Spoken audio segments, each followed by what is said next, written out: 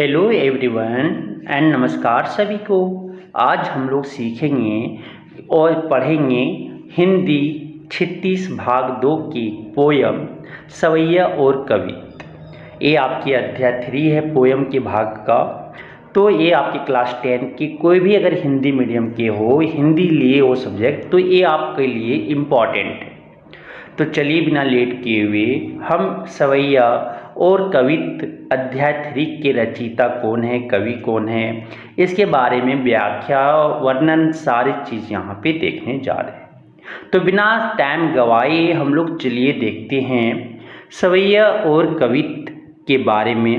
तो इनके जो लेख कवि हैं वो कवि देव हैं। कवि देव का परिचय सबसे पहले हम लोग जानते हैं। तो कवि देव का जो परिचय जन्म जो हुआ 1673 ईस्वी इटावा उत्तर प्रदेश में हुआ। इनका मृत्यु सन 1767 ईस्वी। पूरा नाम देवदत्त है। इनके ग्रंथों की संख्या 52 से 72 मानी जाती हैं, परंतु प्रमाणिक कुछ ग्रंथ भाव विलास, भवानी विलास, रस विलास, कुशल विलास और जाति विलास, राग रत्नाकर, काव्य रसायन हैं। इनके अनेक आश्रयदाताओं में औरंगजेब के पुत्र आजम शाह भी थे। इनको सबसे ज़्यादा सम्मान भोगीलाल मोतीलाल से प्राप्त हुआ।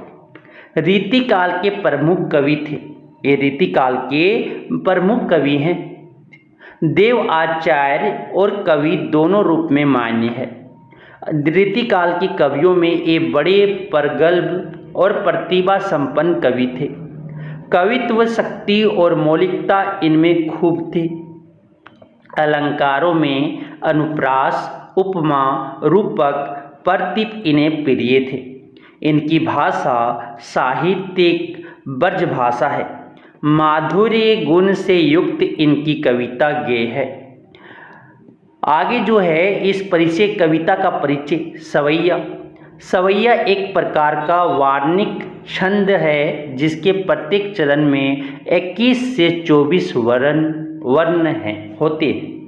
प्रस्तुत सवैया में श्री कृष्ण के सामांती वैभव का चित्रण किया गया है। श्री कृष्ण के श्यामल शरीर के पैरों में पाजेब, कमर में करधनी, गले में वैजयंती माला एवं माथे पर किरीट सुशोभित हो रहे हैं। साहित्यिक ब्रज भाषा में रचित यह सवैया माधुर्य गुण से युक्त है। 6 अनुप्रास एवं रूपक अलंकार प्रयुक्त हुए हैं। कवित एक प्रकार का वार्णिक छंद है जिसके प्रत्येक चरण में 31 वर्ण होते हैं। पहले कवित में ऋतुराज बसंत के बाल रूप का वर्णन हुआ है। ऋतुराज बसंत के बाल रूप में आगमन से प्रकृति के सारे उपादान स्वागत को तत्पर है। दूसरे कवित में शरदकालीन पूर्णिमा की रात में चांद तारों से भरे आकाश की शोभा का वर्णन किया गया है। अनुप्रास, उपमा एवं प्रतीक अलंकार बड़ी तन्मयता से प्रयुक्त हुए हैं। तो पहला भाग जो कविता का सवैया का पहला भाग कवियंश है, वो क्या बोलते कविता में, पायनी नुपुर मंजू बजे, कटी किंकनी के धुनी की मधुराई, सांवरे अंग लसे पटपित, हे हुल से मद बनमाल सुहाई, माथे किरीट बड़े दीर्घ चंचल, मंद हसी मुख चंद जुनाई, जे जग मंदिर दीपक सुंदर, श्री ब्रज दुल्ह देव सहाय। तो इस कविता का जो भावार्थ है, अर्थ है सर बोलता कि प्रस्तुत काव्य जो पंक्तियां हमारी पाठ्य पुस्तक 36 भाग 2 कवि देव द्वारा रचित सवैया से उद्धृत है। इस सवैया में कवि ने श्री कृष्ण के रूप सौंदर्य का अलंकारिक चित्रण किया है जिसमें रीतिकाल का सामांती वैभव झलकता है। प्रस्तुत सवैये में कृष्ण के राजसी रूप का वर्णन किया गया है। श्री कृष्ण के पैरों से पायल की मधुर ध्वनि सुनाई पड़ रही है। कृष्ण ने कमर में करघनी पहन रखी है जिसकी धुन भी मधुर लग रही है। उनके सांवले शरीर पर पीला वस्त्र है। उनके गले में वन के फूलों की माला बड़ी सुंदर लग रही है। उनके सिर पर मुकुट सजा हुआ है, जिसके नीचे उनकी चंचल आंखें सुशोभित हो रही हैं। उनका मुंह चांद जैसा लग रहा है, जिससे मंद मंद मुस्कान की चांदनी बिखर रही है। कवि देव कहते हैं कि संसार रूपी मंदिर के जलते हुए सुंदर दीपक के समान ब्रज के दुल्हे श्री कृष्ण हमारी सहायता करें। तो नेक्स्ट आपकी जो है आगे आपका काव्यांश 2 कवित्व 1 का जो भाग 2 है। डार दुर्म पलना बिछोना नव पलव के, सुमन झिंगुला छोए तन छवि भारी दे। पवन झुलावे केकी कीर बतरावे देव, कोकिल हलावे हुलसावे कर तारी दे। पुरित पराग सो उतारो करेद उराई नोन, कंज कली नायिका लतान सिर सारी दे। मदन महिप जू को बालक बसंत ताही, पर ताही पराताही जगावत गुलाब चटकारी दे। तो इस पोयम का जो अर्थ है प्रस्तुत, जो आपकी काव्य पंक्तियाँ जो हमारी पुस्तक पाठ्य पुस्तक इस पुस्तक 36 भाग 2 कवि देव द्वारा रचित कवित्व से उद्धृत है। इन पंक्तियों में कवि ने प्रकृति की गोद में ऋतुराज बसंत के बाल रूप में आगमन और प्रकृति के विभिन्न उपादानों के द्वारा उसकी देखभाल एवं हर्षोल्लास का वर्णन किया है। कवि देव वसंत ऋतु की कल्पना कामदेव के शिशु रूप में करते हुए कहते हैं कि पेड़ की डाली उस बालक का पलना है तथा उस पर नए नए पत्तों का बिस्तर बिछा हुआ है। बालक ने सुंदर फूलों का ढीला ढाला वस्त्र पहन रखा है, जो उसके शरीर को और भी अधिक सुशोभित कर रहा है। हवा उसे झुला झुला रही है। मोर और तोता मीठे स्वर में बातें करके उनका मन बहला रहे हैं। कोयल उसे हिलाती हैं और ताली बजा बजा कर प्रश्न कर रही हैं, खुश कर रही हैं, अर्थात उसका मन बहला रही है। कमल की कली रूपी नायिका अपनी सिर पर लताओं की साड़ी का पल्लू डालकर पराग रूपी राई और नमक से उसकी नज़र उतारने की रस्म पूरी कर रही हैं, ताकि बसंत रूपी इस बालक को किसी की नज़र ना लग जाए। राजा कामदेव के वसंत रूपी शिशु को प्रातःकाल गुलाब ताली बजा बजा कर जगा रहा है। तो इस कविता का भावार्थ हमें समझ में आई। अब आते कवित्व 2 के काव्यांश भाग 3। क्या बोलते हैं? फटिक सिलानी शोध सुधरयो सुधा मंदिर, ओधरी दधी को सो अधिकाई उमगे अमंद। बाहर ते भीतर लो भेती ना दिखे ये देव, दूध को सो फैन फैलायो आंगन फरस बंद। तारा सी तरुणी तामी ठाडी झिलमिली होती, मोतिन की ज्योति मिलोयो मलिका को मकरंद। आरसी से अंबर में आभा सी उजारी लगे, प्यारी राधिका को प्रतिबिंब सो लगत चंद। तो इस उपरोक्त कविता में क्या बोलती व्याख्या इसका देखते हैं। तो उपरोक्त कवित्व में शरदकालीन पूर्णिमा की रात में चांद तारों से भरे आकाश की सुंदरता का वर्णन करते हुए कहते हैं, कवि देव कहते हैं कि पूर्णिमा की रात में आकाश स्फटिक अर्थात चमकदार संगमरमर के पत्थर से बने मंदिर के समान लग रहा है। उसकी सुंदरता श्वेत दही के समुद्र के समान उमड़ रही है, जो निरंतर बढ़ती जा रही है। चांदनी की आभा दूध के सफ़ेद झाग के समान उस संसार रूपी मंदिर के फर्श पर चारों तरफ फैली हुई है, जिसका कोई और छोर नहीं दिखाई पड़ रहा है। आकाश रूपी मंदिर में तारे नवयुवतियों के समान खड़े झिलमिलाते प्रतीत हो रहे हैं, जिससे उनकी चमक ऐसी लग रही है जैसे मोतियों की चमक मलिका के फूलों के रस के साथ मिलकर प्रदीप्त हो उठी हो।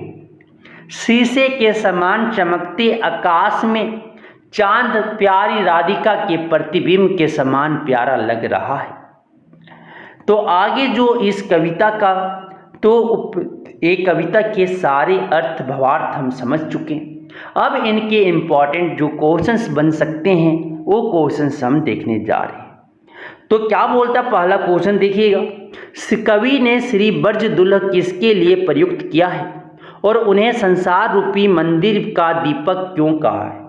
कवि देव ने श्री ब्रज दुल्हा शब्द का प्रयोग श्री कृष्ण के लिए किया है। उन्हें संसार रूपी मंदिर का दीपक इसलिए कहा गया है क्योंकि जिस प्रकार दीपक मंदिर में ज्योति फैलाकर वहां आने वाले को रोशनी दिखाता है, उसी प्रकार श्री कृष्ण भी संसार को रोशनी दिखाकर उनके कष्टों को दूर करते हैं। आगे पहले की सवैये में से उन पंक्तियों को छांट कर लिखिए जिनमें अनुप्रास और रूपक अलंकार का प्रयोग हुआ है। तो पहले सवैये में निम्नलिखित स्थानों पर अनुप्रास और रूपक अलंकार का प्रयोग हुआ है। क्या है देखिएगा अनुप्रास अलंकार। तो कटी किंकनी के में का वर्ण की आवृत्ति बार बार क्या हुआ, आवृत्ति हुआ है किसका, का वर्ण, का की क।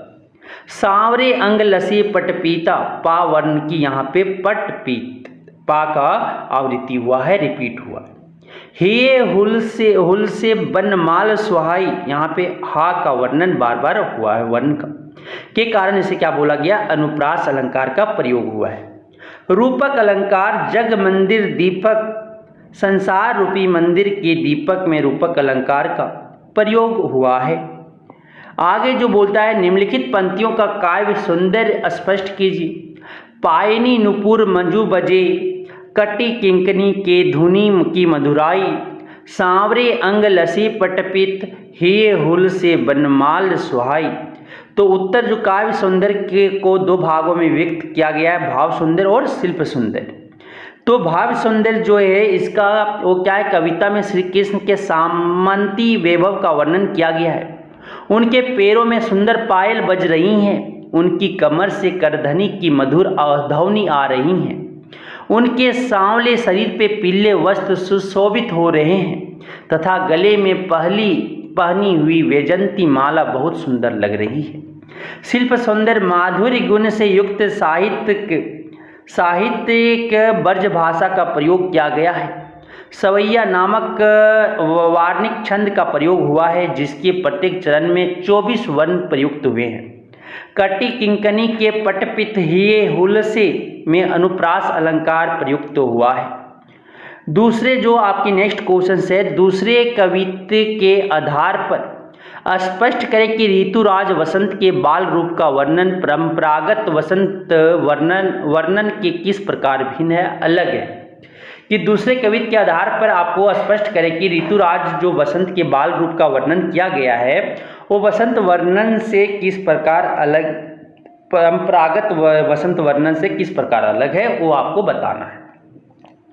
तो वसंत के परंपरागत वर्णन में उद्दीपन के रूप में वर्णित किया जाता है, जैसे चारों तरफ हरियाली छाना, नायक नायिका का परस्पर मिलना, झूले झूलना, रूठना मनाना, फूलों का खिलना आदि। परंतु इस कवित्व में ऋतुराज वसंत को कामदेव को नन्हे बालक के समान दिखाया गया है। इस नन्हे से शिशु को पालने में झुलाने, बतियाने, फूलों का झिंगुला पहनाने, नजर उतारने, जगाने आदि का काम प्रकृति के विभिन्न उत्पादनों द्वारा किया जाना बताया जा रहा है। इसीलिए यह वर्णन परंपरागत वसंत वर्णन से अलग है। नेक्स्ट क्वेश्चन जो आपके हैं कि प्रातः ही जगावत गुलाब चटकारी दे, इस पंक्ति का भाव स्पष्ट कीजिए। तो इस पंक्ति का भाव यह है कि नित्य प्रातः काल गुलाब का फूल चटक कर खिलता है, उसका चटकना चुटकी बजाने जैसा है। जिस प्रकार माँ चुटकी बजाकर अपने लाडले को जगाती हैं, उसी प्रकार गुलाब प्रतिदिन प्रातःकाल चुटकी बजाकर वसंत रूपी नन्हे बालक को जगाता हुआ मालूम पड़ता है। नेक्स्ट क्वेश्चन जो आपके है, चांदनी रात की सुंदरता को कवि ने किन किन रूपों में देखा है। तो कवि देव ने चांदनी रात की सुंदरता को स्फटिक की पारदर्शी शिला के मंदिर के रूप में, संगमरमर के मंदिर के जैसा, दही के उमड़ते समुद्र के रूप में, दूध के सफ़ेद झाग से बने फर्श के रूप में, चांदनी रात को मोती की चमक और मलिका के मकरंद से तारे रूपी झिलमिलाती तरूणी के रूप में देखा है। नेक्स्ट जो क्वेश्चन है, प्यारी राधिका को प्रतिबिंब सो लगत चंद, इस पंक्ति का भाव स्पष्ट कीजिए। करते हुए बताएं कि इसमें कौन सा अलंकार उपयोग हुआ है। तो प्रस्तुत काव्य पंक्तियों में कवि ने चंद्रमा को प्यारी राधिका के प्रतिबिंब के समान बताया है। साहित्य में सामान्यतः चंद्रमा का प्रयोग उपमान के रूप में होता आया है, किंतु यहाँ प्यारी राधिका के प्रतिबिंब को चंद्रमा का उपमान बताया है, अर्थात यहाँ उपमान उपमेय और उपमेय उपमान बन गया है। उपमा अलंकार उल्टे अर्थ में प्रयुक्त हुआ है, अतः यहाँ प्रतीप अलंकार का उपयोग हुए हैं, यूज हुआ है। नेक्स्ट जो क्वेश्चन है, तीसरे कवित्व के आधार पर बताइए कि कवि ने चांदनी रात की उज्ज्वलता का वर्णन करने के लिए किन किन उपमानों का प्रयोग किया है। तो चांदनी रात की उज्ज्वलता का वर्णन करने के लिए कवि ने निम्नलिखित उपमानों का प्रयोग किया है। किसका किसका? स्फटिक शिला, संगमरमर पत्थर के जैसा, उददी दधी, दही के जैसा, सुधा मंदिर, दूध के झाग से बना फर्श, मलिका का मकरंद, आरसी, चंद्रमा से किया गया है। पठित कविताओं के आधार पर कवि देव की काव्यगत विशेषताएं बताइए। तो रीतिकालीन कवि देव मुख्य रूप से दरबारी कवि थे। अपने आश्रयदाताओं को खुश करना ही उनकी कविता का मुख्य उद्देश्य और यही उनका कवि कर्म था। इसीलिए उन्होंने अपनी कविताओं में वैभव, विलास और सौंदर्य के चित्र खींचे हैं। पठित कविताओं के आधार पर कवि देव की काव्यगत विशेषताओं को इस प्रकार वर्णित किया जा सकता है। रीतिकालीन कवियों की भांति देवरचित काव्य में कल्पना शक्ति की मनोरम झांकियां देखने को मिलती है। वृक्षों का पालन, पत्तों का बिछोना, फूलों का झबला, हवा द्वारा पालने को हिलाना, चांदनी रात को आकाश में बना सूदा मंदिर, दही का समुद्र, दूध का झाग जैसा आंगन का फर्श, आरसी से अंबर आदि उनकी उर्वर कल्पना शक्ति के ही परिचायक हैं। पठितांश में सवैया और कवित्व छंदों का प्रयोग किया गया है। भाषा सरस, मधुर, कोमल तथा संगीतात्मकता से पूरित ब्रज भाषा में है। पठितांश में अनुप्रास, रूपक, उपमा, प्रतीप आदि अलंकारों का सहज स्वाभाविक प्रयोग दृष्टव्य है। देव रूप वर्णन में जहाँ अनोखे हैं, वहीं प्रकृति चित्रण में सिद्धहस्त हैं।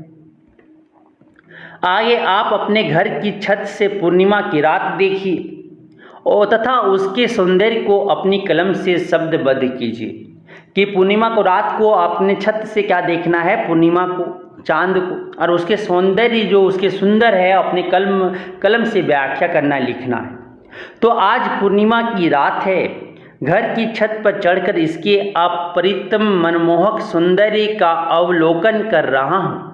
धरती से लेकर आकाश तक स्वच्छ शीतल चांदनी बिछी हुई है।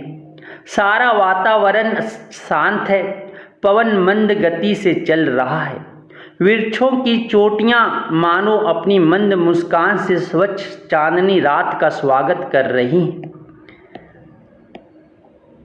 तो इस कविता के जो इम्पोर्टेंट आपकी पोएम के आपके जो प्रश्न बन सकते वो भी हम देख चुका, हम लोग देखे, और ये आपकी पोएम इम्पॉर्टेंट है, आपके एग्जाम में आ सकते हैं। धन्यवाद।